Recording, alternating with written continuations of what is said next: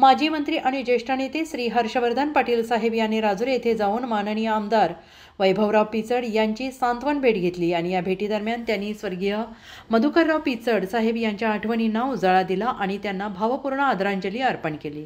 स्वर्गीय मधुकरराव पिचड हे एक कर्तृत्ववान आणि समाज हितैषी म्हणून ओळखले जात असत। त्यांच्या निधनामुळे पिचड कुटुंबियांसह समस्त जनतेवर शोककळा पसरलेली आहे। यावेळी हर्षवर्धन पाटील यांनी पिचड कुटुंबियांचे सांत्वन करताना आपल्या जुन्या आठवणींना उजाळा दिला आहे आणि त्यांच्या शब्दातून स्वर्गीय पिचड साहेबांची कर्तृत्व गाथा आणि त्यांच्या कार्याची महती ठळकपणे अधोरेखित झाली आहे।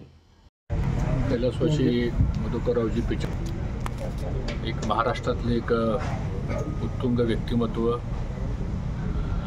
आणि अत्यंत ज्येष्ठ नेते। त्यांनी महाराष्ट्रामध्ये गेले 40-50 वर्ष आमदार म्हणून, मंत्री म्हणून विविध क्षेत्रामध्ये त्यांचं जे काम आहे ते निश्चितच आदर्श वाटणारं अशा प्रकारचं काम आहे। त्यांना या निमित्तानं मी माझ्या पाटील कुटुंबियाच्या वतीनं आणि इंदापूर तालुक्यातल्या सर्व जनतेच्या वतीनं भावपूर्ण श्रद्धांजली अर्पण करतो। 1995ला ज्यावेळेस मी पहिल्यांदा महाराष्ट्राच्या विधानसभेमध्ये माझा प्रवेश झाला त्यावेळेस पिचड साहेब हे विरोधी पक्ष नेते म्हणून आणि ज्यांना प्रशासनातला प्रदीर्घ अनुभव होता ते आमच्यासमोर विरोधी पक्ष नेते म्हणून असायचे।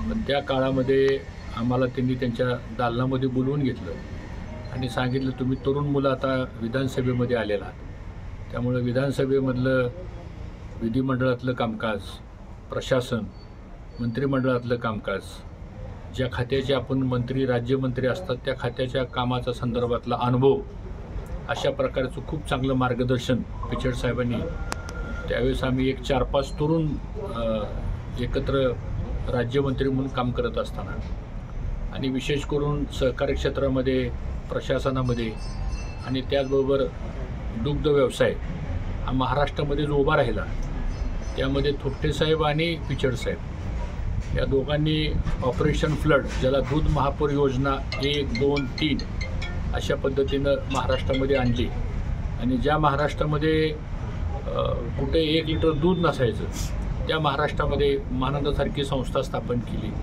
जिल्हा संघ स्थापन केले, तालुका संघ स्थापन केले, गावोगावच्या प्राथमिक दूध डेअऱ्या स्थापन झाल्या आणि त्यातून गोरगरीब लोकांना एक व्यवसाय मिळाला। त्याचबरोबर आदिवासी भागामध्ये सुद्धा त्यांचं काम खूप मोठं होतं। निळवंडे धरणाचे खऱ्या अर्थानं शिल्पकार म्हणून त्यांचा उल्लेख केला पाहिजे आणि मग अशा सर्व क्षेत्रामध्ये काम करणारा असा एक दिग्गज नेता आज महाराष्ट्र त्याला मुकलेला आहे आणि म्हणून त्यांची उणीव ही कायमच महाराष्ट्रामध्ये राहणारे त्यांचे चिरंजीव आणि सर्वजण आम्ही बरोबर आहोत। आम्ही इथून पुढच्या काळामध्ये आमच्याकडूनही जे काही सहकार्य लागेल ते निश्चितपणाने सहकार्य केलं जाईल आणि त्यांचं जे अपूर्ण कार्य राहिलेलं आहे ते पूर्ण करण्यासाठी सर्वांनीच त्या कुटुंबाच्या पाठीमागे उभं राहावं एवढी ह्या निमित्तानं मी माझी भावना व्यक्त करतो।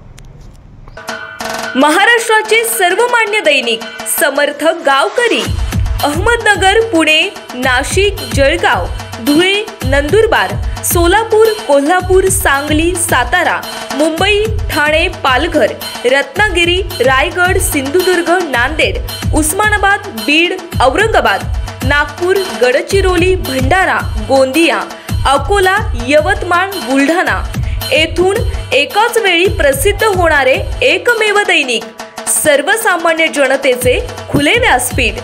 संपादक आहेत विश्वासराव आरोटे। मोबाईल नंबर आहे 94 23 38 85 08। दुसरा मोबाईल नंबर 94 23 46 72 72। तिसरा मोबाईल नंबर 75 88 15 0001। वेबसाईट आहे sgavkari.com। मेल आयडी आहे aklgavkari@gmail.com।